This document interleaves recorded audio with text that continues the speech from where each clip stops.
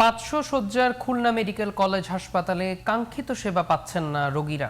কারণ হিসেবে হাসপাতাল কর্তৃপক্ষ বলছে ডাক্তার ও চিকিৎসা সরঞ্জাম সহ নানা সংকটের কথা।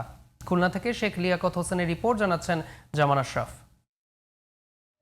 দক্ষিণাঞ্চলের সাধারণ মানুষের চিকিৎসার অন্যতম ভরসাস্থল 500 শয্যার খুলনা মেডিকেল কলেজ হাসপাতাল।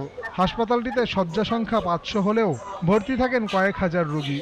শয্যা সংকটের কারণে বারান্দার মেঝেতেই থাকতে হয় রোগীদের।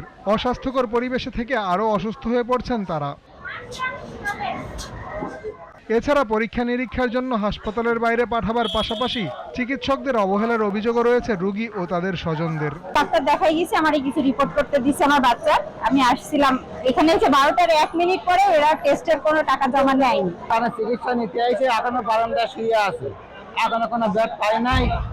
ওষুধ পানি ডাক্তার লেখা তো সব বাড়ি থেকে এনে খাতে হচ্ছে। টাকা রুগী নিয়ে আইছি, সিট না কারণ আমরা বারান্দায় আছি।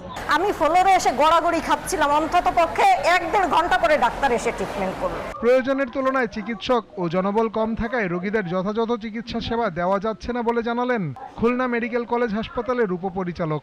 নার্সের স্বল্পতা নাই, চিকিৎসক স্বল্পতা রয়েছে।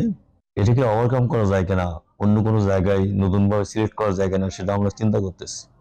মূল লক্ষ্য থাকবে যে প্রতিষ্ঠানটা যেন সুনাম অর্জন করতে পারে।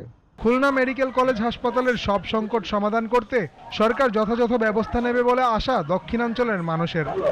জামান আশরাফ, জিটিভি নিউজ।